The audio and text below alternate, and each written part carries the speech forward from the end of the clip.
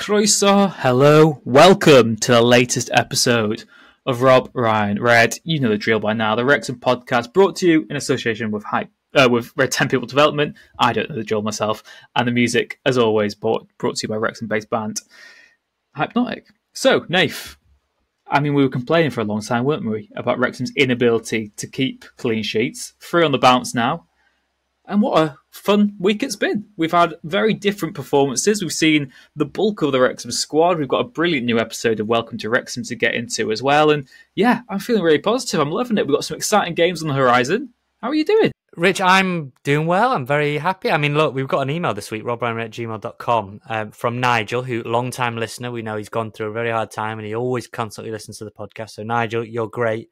But he did have a few words. I don't want to say he called us out, Rich, but there's a lot of boxing fights this time of year. I think he might have called us out because he said, "Hi guys, great pod as always, but uncharacteristically negative."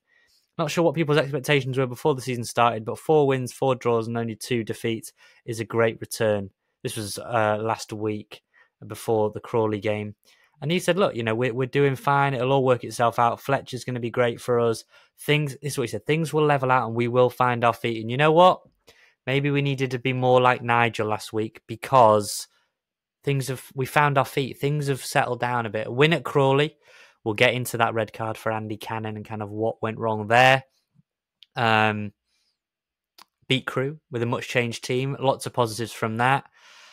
Things are looking good, Rich. Mansfield, you were there. We got a 0-0 draw there. So after so much turmoil, 3 clean sheets on the spin. We're through in the EFL Trophy, no matter what people want to call anyone who supports that tournament, and just be ridiculous. We've got a great episode of Welcome to Wrexham. I've got a packet of Haribo Fantasia mix. Things are looking up, mate. What's in the Fantasia mix these days? Can you give it a little whip? Can you show us on the camera so I can see from Okay, it looks a bit too modern for me, that. Yeah, I'm sort of Tangfastics or bust. There was no Tangfastics, so I went rogue with. I'll tell you what. They're soft. They're a bit too plain and soft. While you're seeing the camera, though, Rich, I'm going to show you what I've done with. So we got a little treat, and we mentioned it from Disney. I gave you some of the stuff. I've got some of the stuff. I'm using my water bottle right now. I've got Rex, and I've draped him in the replica National League Champions medal. So there you go. That's what I'm doing with my very nice plush Rex. My squeaky chair. What have you got? You got your water bottle. I've got my water bottle. I've got a little. This is dreadful podcast content, but I've got a little Wrexham shrine in the corner. I've got also a little plug here while I'm on it. I've got a fantastic book I got for my birthday. Do plug the book. Well, it's sort of a custom book. It is Wrexham history told through newspaper headlines.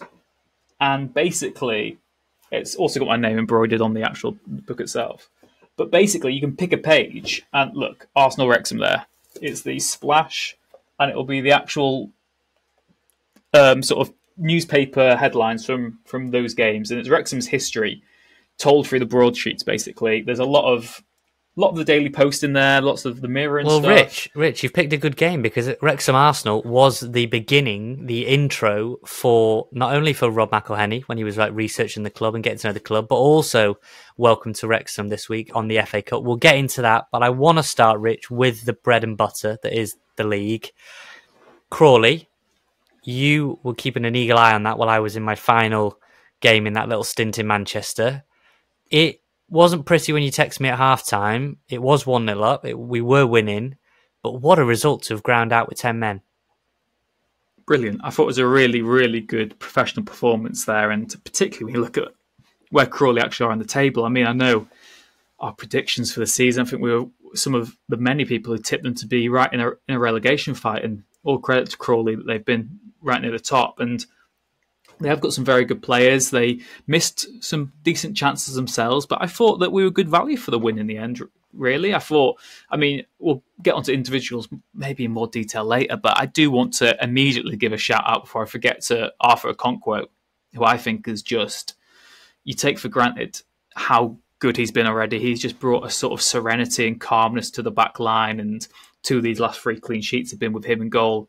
We'll get onto who was in goal against Crewe later, I'm sure. And I just think that we just look a lot more solid at the moment. And I suppose the difficulty as well is what will happen with Ben Tozer getting him back into the team, because it's not too flattering for him that he's come out and we've had such a good away result. I think just in general, the way that we managed that Crawley game was really impressive. I thought, it was very tight. We didn't create too much. Mullen should have scored to make it sort of either 2-0 or maybe 2-1 before half time, because I know their striker missed a good chance as well. But the goal was motor magic. James McLean, we slated on the podcast last week, which I think was fair. He was brilliant. James Jones, he's got his new contract. Again, we'll get onto that soon.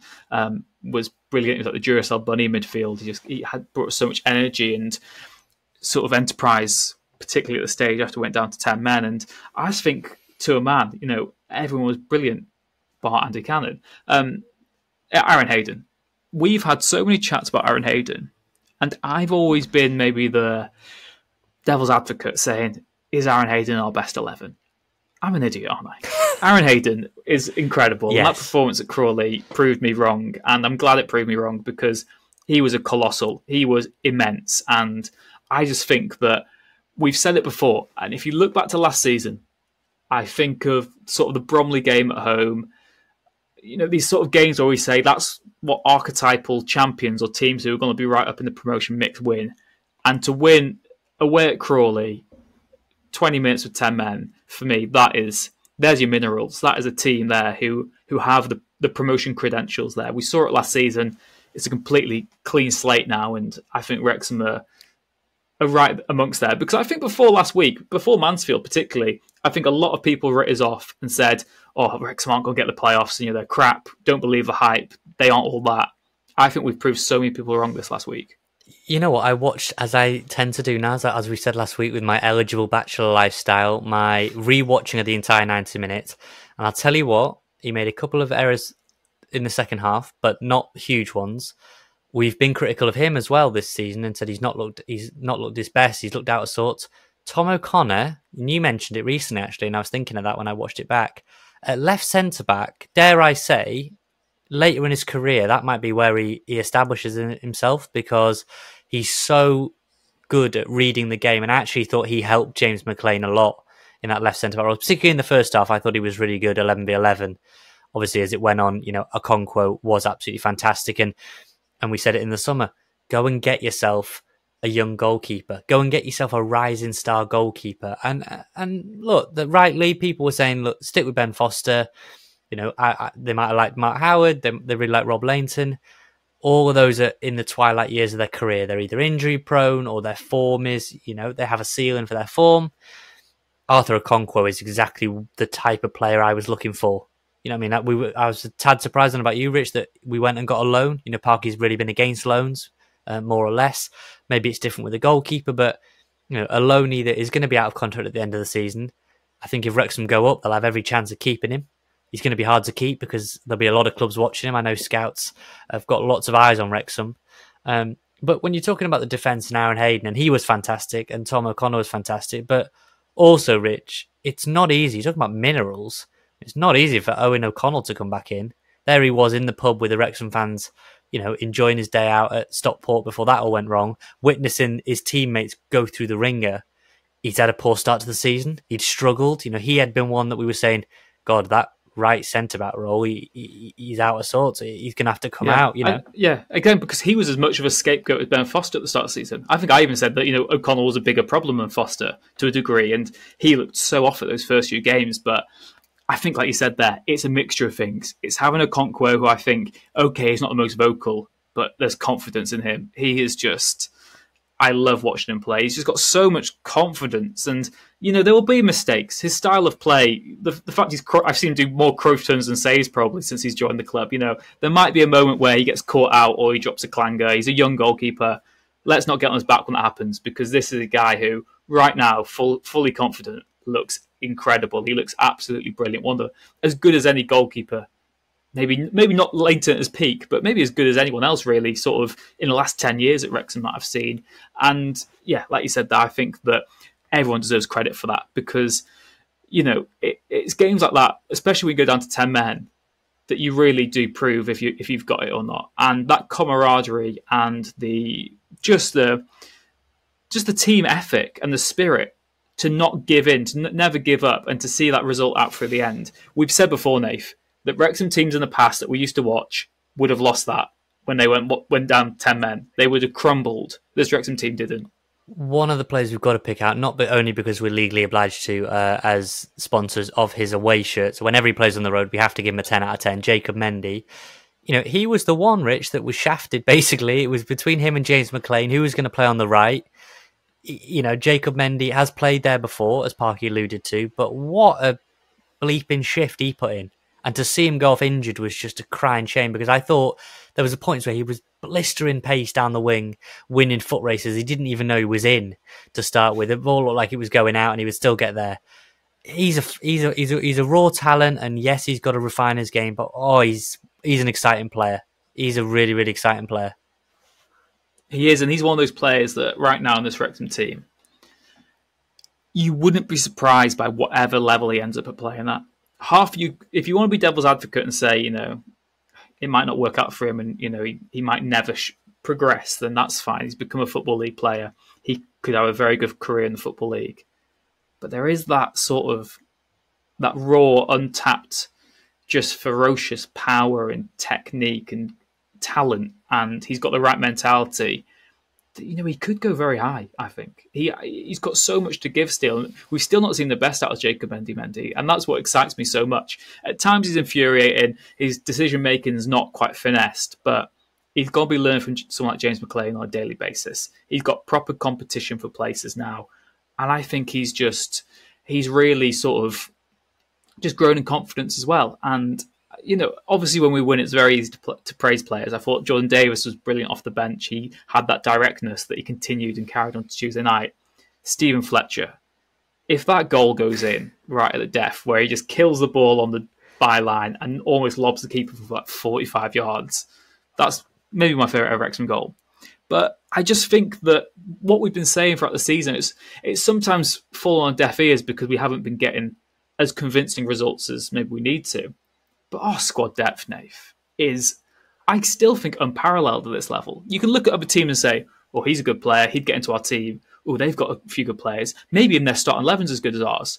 There is not another team in League Two who has a squad as good as Wrexham's. Now, you put out the post. Did people agree or disagree on the red card for Andy Cannon? I was seeing the notifications come through, and unlike you, I haven't yet turned my notifications off. So my phone was going absolutely crazy as United was after stumbling. Sheffield United gate. After Sheffield wisely disabled after Sheffield United gate, where I thought my phone was exploding. You put out this tweet about what do people think about Andy Cannon, and it got loads of responses. For me, it was a red. I would want that as a red if that was on a Wrexham player.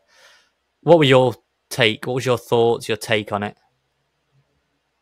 I'm trying to think now, and this is really, I should have prepared you better, but there was a red card last season that was very similar.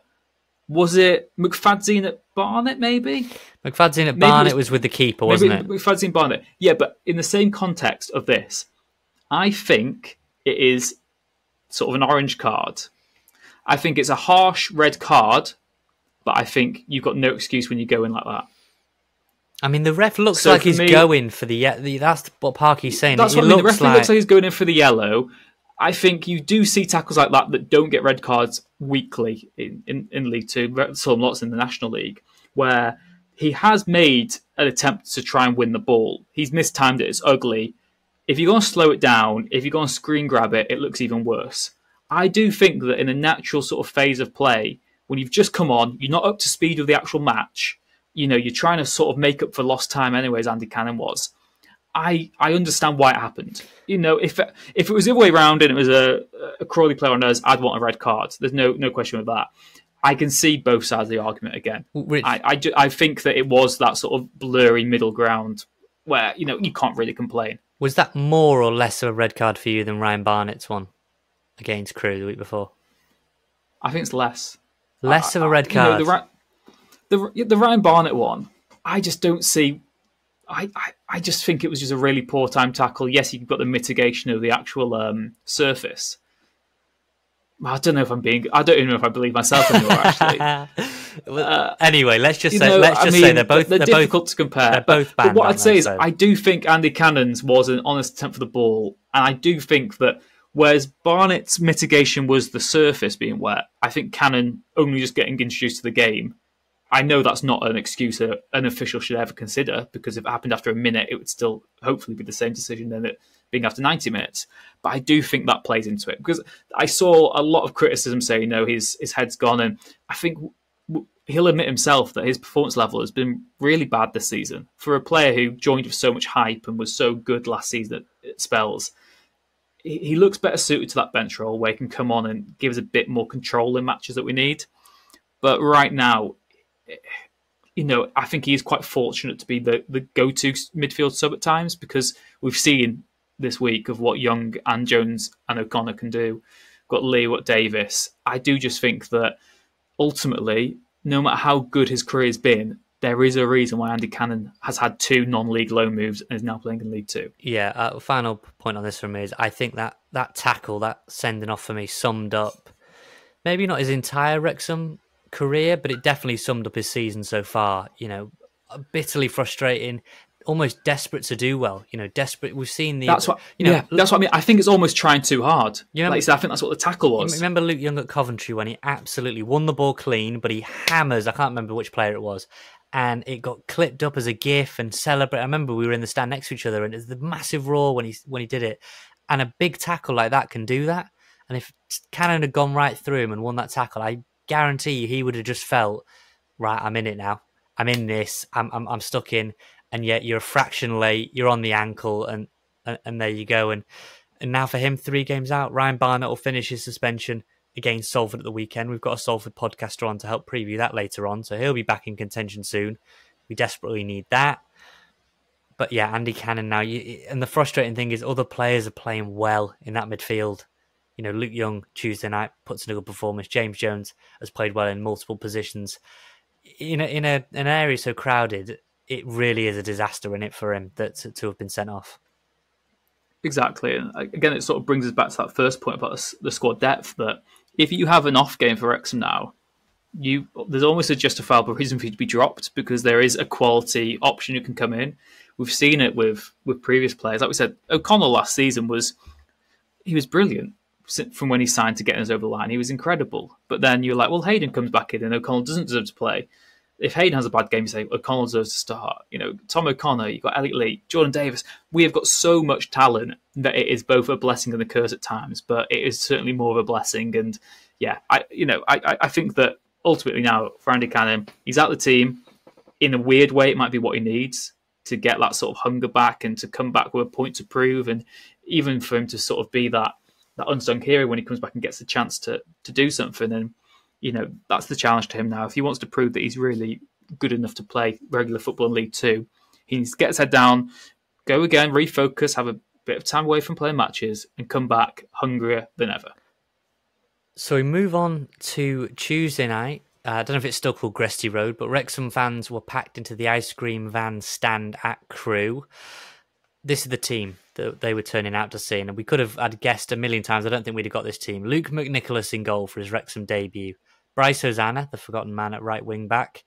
Max Cleworth in the middle of the back 3 with Jordan Tunnicliffe and Will Boyle. Left wing back Liam McAlinden. Midfield of Luke Young, Jordan Davis, and who am I missing here now in midfield? I'm trying to test myself off the top of my head. Who did you say? So James Jones, Davis? No, James Jones didn't start, did he? Luke Young, Jordan Davis, and Cannon. Andy Cannon. Sorry, of course, Andy Cannon. We just spoke a whole podcast section about it. I can't even remember him. Andy Cannon, and then a front 2 of Jake Bickerstaff, someone people have been desperate to see more of, and I've sort of been gloating that I was right and he should have gone out on loan. And Sam Dolby, who really needed a good performance, maybe didn't quite hit the heights that he needed to after a difficult start to the season, but there's a couple of people I want to highlight because firstly, it was a great display, albeit against a weakened Crewe team, but you can only beat who's in front of you. We built it up, Rich. Jordan Davis, he needs 90, he needs a big display. He's knocking on the door. What a display. What a goal, what a finish, what a celebration. I mean, he can't do much more than that. No, he's responded as well, because he's always had. I'm not going. He's always had a strong following, Jordan Davies, for who he represents and what he is to us as Wrexham fans. He's a local lad. He was exceptional 2 seasons ago. Last season, the injury problems, he struggled. Elliot Lee comes in, who's the white Pele. It's always going to be difficult for you to stake a claim. But Jordan, ever since he got that first moment this season, has just looked well up to it. He's looked revitalised. He's looked like he's got that hunger again. Scored a brilliant goal on the opening day, was it now? I think was it in the defeat to MK Dons. Right. Again, there was another little bit of a setback. He's come back again now, and what a headache it is to have. He offers so much more. I've said it in the past, I think Elliot Lee is a more methodical playmaker, better at the link-up play, really good at keeping his composure in some moments. But Jordan Davies just has that directness that he always poses a goal threat, whether that's with his, from outside the box, inside the box, with his head, with his feet. He has just got that box of tricks, really. He's got the set pieces, and he just has that hunger. He's almost got that like Ronaldo-esque just desire to always sort of make something happen, to drive forward, to have a shot at goal. They might not always come off, but I do think he's a really interesting and viable alternative. Of course, you've got to sort of take a step back and look at the opposition, look at the actual occasion. It's a very good goal, but the Jude Bellingham, for me, I think Elliot Lee, the Jude Bellingham celebration, just the arms outstretched. I loved it. Yeah, if I was good enough to score goals, I would like to. Actually, no. If I was a professional footballer, I would properly give it to the other fans every single time I scored a goal. Every single time, I would do the Emmanuel Adebayor, where run over, knee slide in front of. I'd do that 5-0 down. Yeah, I'd do it every single week, without doubt, doubt. But yeah, you're saying about taking, because we actually had a question, Rich, on that exact thought. Chris, thanks to Chris for his email. It is super long and detailed, so I can't read it all. But one of the many questions he sent us, Rich, said, would playing Lee and Davies together with George Evans work, or would that leave us too top heavy and too exposed? It's a funny one, isn't it? Because it always has felt like it's an either or choice. But actually, are we underselling Jordan's talent, ability to adapt to a role, or is it a kind of we're spoilt for choice in that attacking midfield role? I think there could be certain games. It'd have to be basically home games in which you expect to dominate, and you've got to score 3 or 4 goals so that you could indulge both of them. But there's also sort of a philosophy in football, if you like, where having lots of attackers on the pitch doesn't mean you play more attacking football, because you actually need to get the ball to them in the first place. And whereas you might say having Davies and Lee both playing attacking midfield is exciting, and God, it works on FIFA, in reality, who's winning the ball back and who's getting the ball to them? Where are you progressive midfielders? Where are the turnovers? Who's doing the dirty work? Who's getting the ball forward? The transitions. I just think it's fanciful. I do think it's more the way we're playing now. If it's going to be this 3-5-2, it's one or the other. If you're going to change formation, we've seen before games where sort of Lee's played as a striker or played off a striker. You could do that again. If there could be a game where you maybe not Mullen because he's not the hold-up man, but you could have either Palmer or Fletcher on. You could have Lee or Davis just behind them, playing sort of the Gerrard Fernando Torres role, and then someone else behind that as well.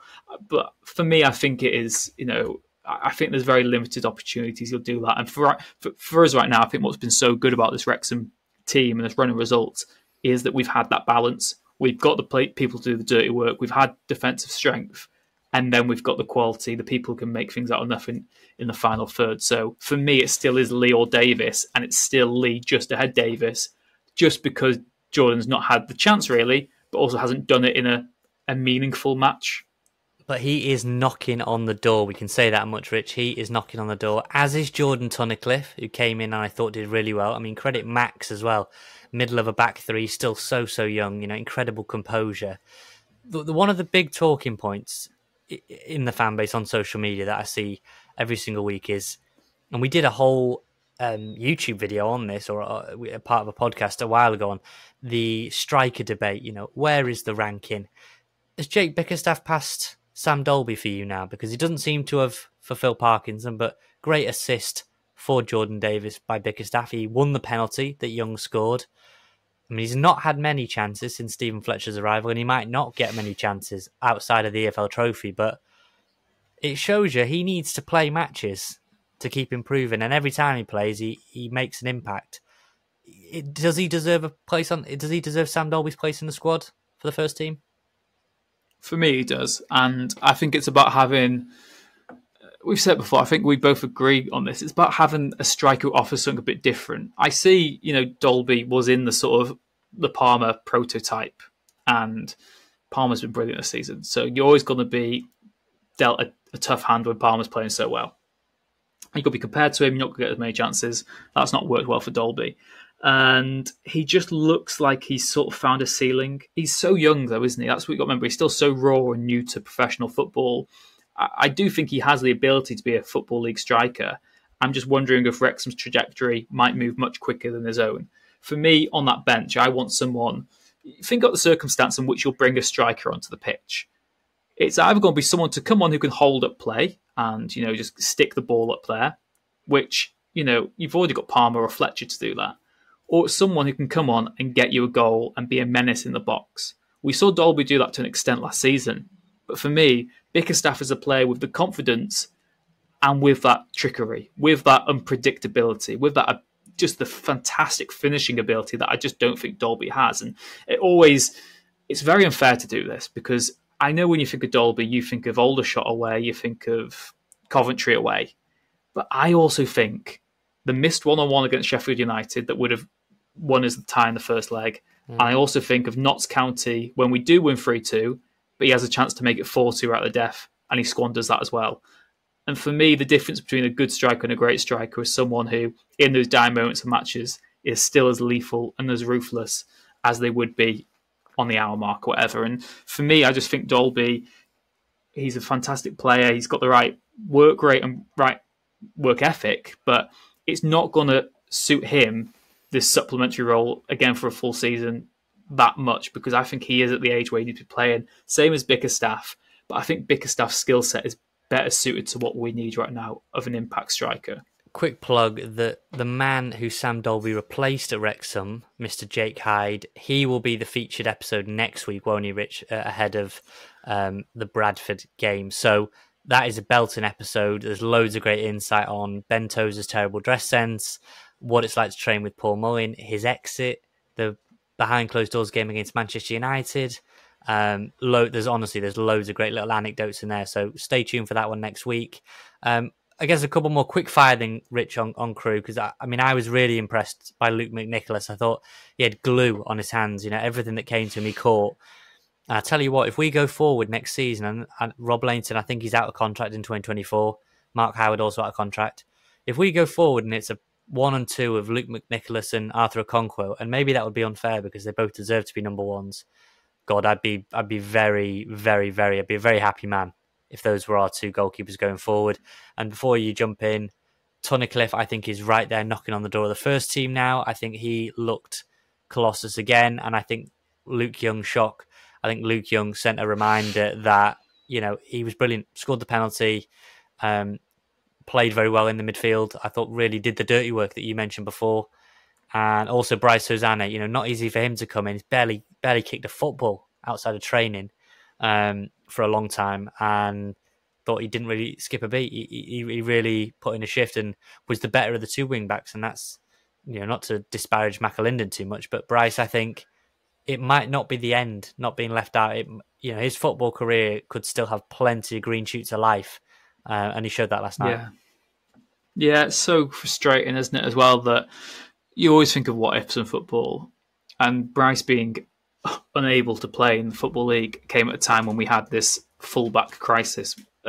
He's a wing-back can play on either flank, and we had no wing-backs available. You do think that, if Bryce had been registered, it probably would have been him starting at Mansfield instead of Mendy. Probably would have been him starting at Crawley. Things can be so different then. So, yeah, I just hope that he just keeps up at it, stays strong, keeps positive, because he's a very talented footballer, and I think he will go on to have a good career somewhere. Same as you. McNicholas, I agree, I thought he was good. Again, my caveat would be the match he was playing in. I need to see him in a more meaningful game. Maybe, depending on who we get in the FA Cup, could give him a chance in that. I'd like to see that, but obviously you've got Howard there as well.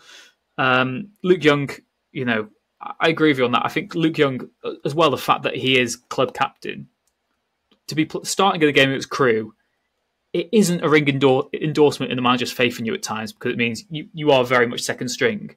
But Luke Young approached it like it was still, an FA Cup final or whatever. He's got out there and just did his job, because that's what Luke Young does. He gives you the same reliability every single week.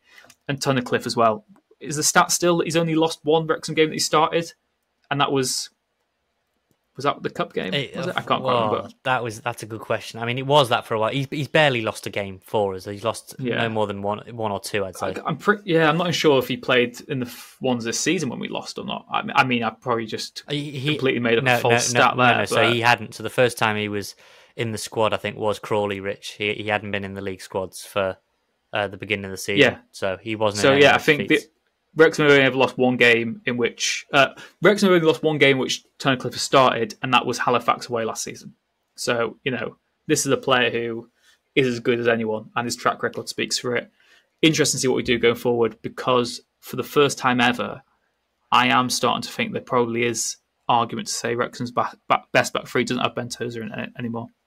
On that bombshell, let's take a quick break.